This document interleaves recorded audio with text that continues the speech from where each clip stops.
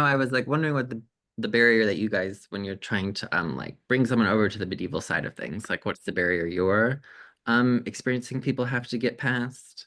Um, but you were saying like that, and this feeling like people don't want to feel dumb. They don't want to like look at art and like not know the context, not know the history. And so I just think that's is like such a real feeling. And I wonder, but if you want to expand on what you were saying before. No, I mean, I think we've come up with kind of different strategies for doing this, and it's similar to what you do in a way that it's about making it relatable or making it relevant to people's experience Yeah, today too, and seeing things like political struggle or gender-based struggle or social identities being manipulated or performed in different ways.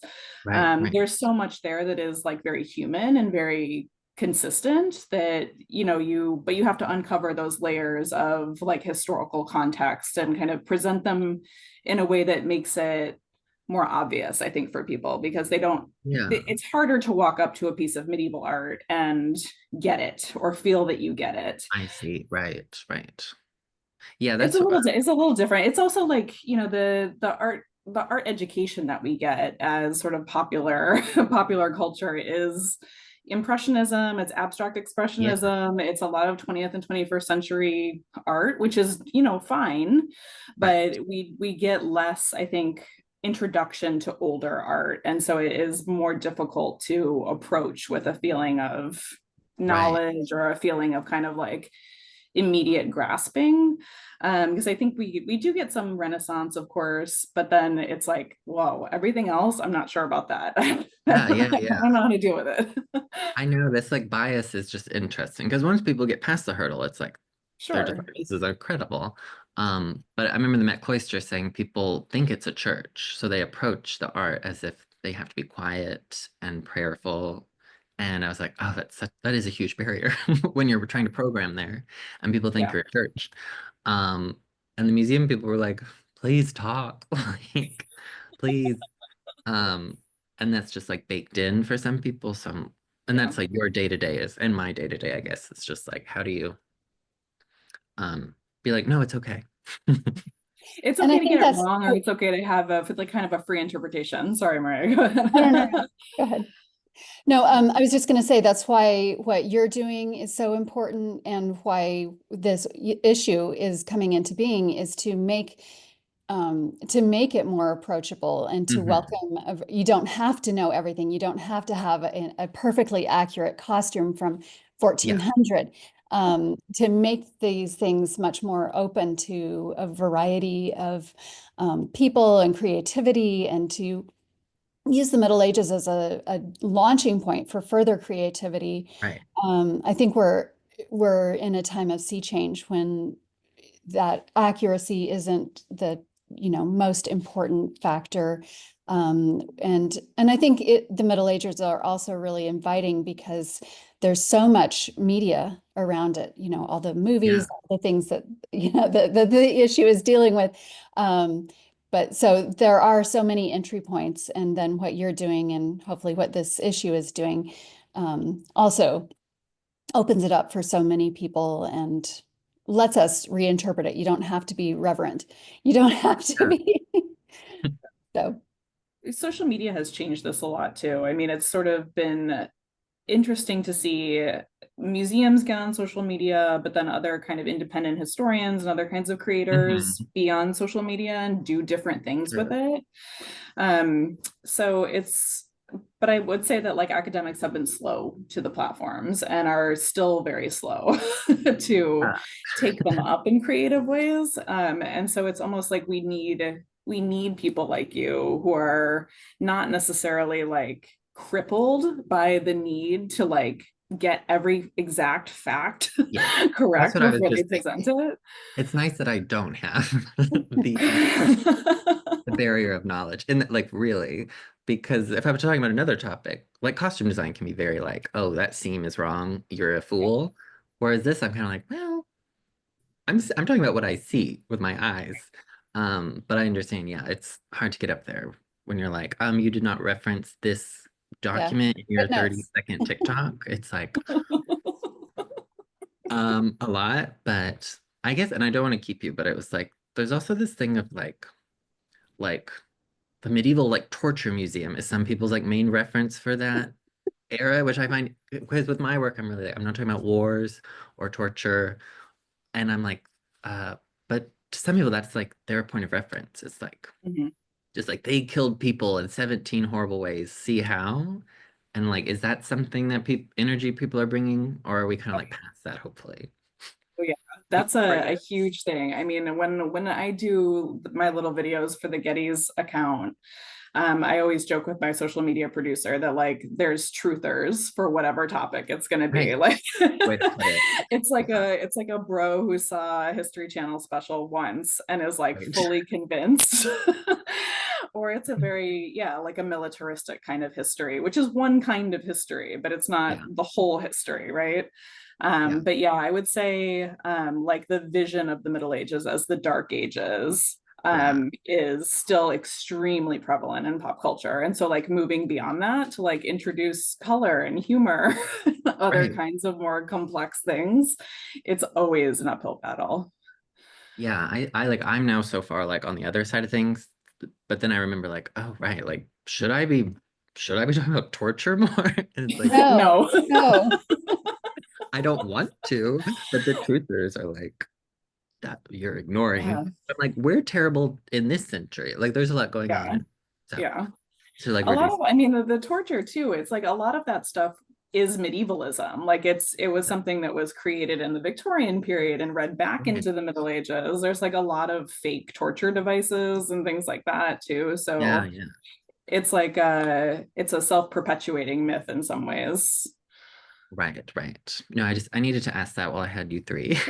No, and they're gonna get it enough through Game of Thrones and House of the Dragon anyway. I mean, Yeah, Yeah. exactly. for I better or was for worse. Yeah, they don't Yeah. need more. what did we call that in the book, Brian? It's like the dirty Middle Ages or the Exactly. Yeah, the gritty. like There was this whole desire for like the real, most authentic version, it's like the Middle Ages muddy. with the grayscale filter over Yeah, it, you know, yeah. like the where nothing can be fun, no one can laugh, you know, like Right. there's really like a dourness to it, which is Yeah. so contra the real medieval experience where there is a lot of humor and color Right. and you know these things that I mean there's material survival that proves otherwise, but people don't always want to see Literature. that or they don't want Yeah. to always have that like stereotype challenged, I think is really the thing too, but Mhm. it keeps getting reiterated by pop culture. Yes, yes. Yeah, it's definitely been that of like, because at the beginning I was like, oh, they're just like us. And I was like, well, like my sense of humor is informed by Sabrina the Teenage Witch, but they still had a sense of humor. Like it Yeah, was informed absolutely. by their own references. Yeah. 'Cause, yeah, there's not a lot to support that in pop culture. That there No. was, I mean, something Brian and I were always talking about was like medieval poop jokes. Like there's body Totally. humor, there's like uh, there's just like there's so much stuff that is actually quite funny now as it would have been then. right. So it's not that they're so different.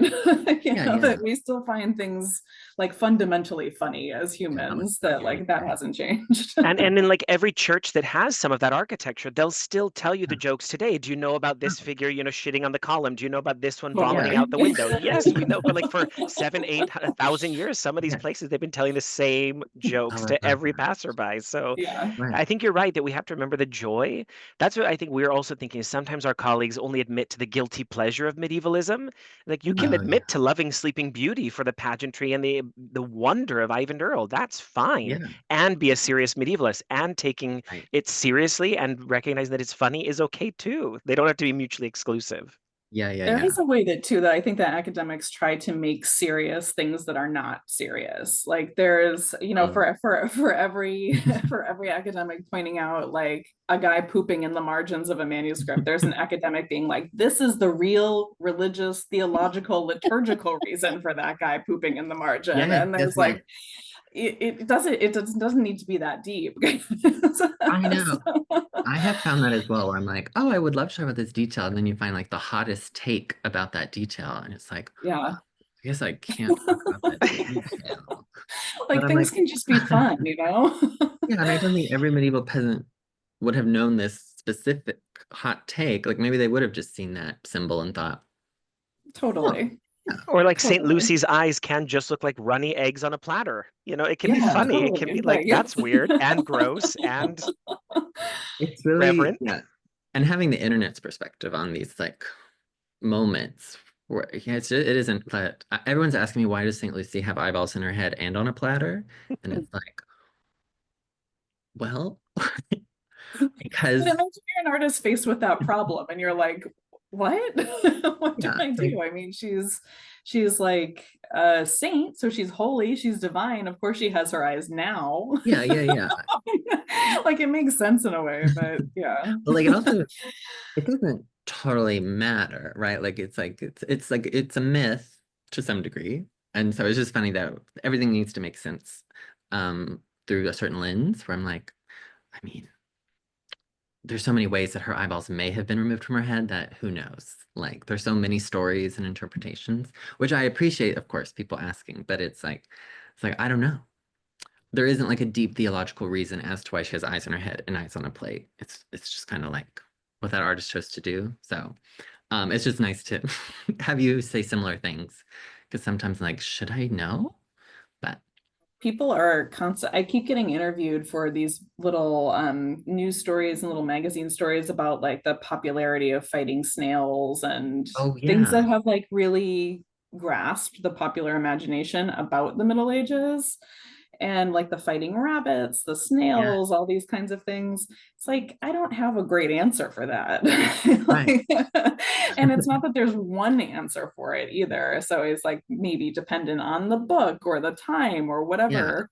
And I think people do want there to be sort of one definitive yeah, answer. And I think the thing about the Middle Ages that maybe makes people uncomfortable, but which is also really fun, is that like there can be multiple things that are important and that mean something like simultaneously, yeah, which is why I think the reliquaries are an interesting case study here because they always mean something slightly different for different people and in different contexts. And I think the way that right, you've made them mean something different for like a 21st century audience, I think yeah, is awesome. And to have them sort of like have a new life in that way is really yeah. cool. And I think deeply medieval in a way. Oh, okay, good. No, that's all just so helpful to hear because there is yeah, there is a social media impulse that everything has to be perfectly explained quickly and cleanly. Mhm. Um and history doesn't work like that. And you guys know Right. that better than I do. But yeah, it's you can't add 13 footnotes at the end of a TikTok, so you kind of uh have to hit the big points.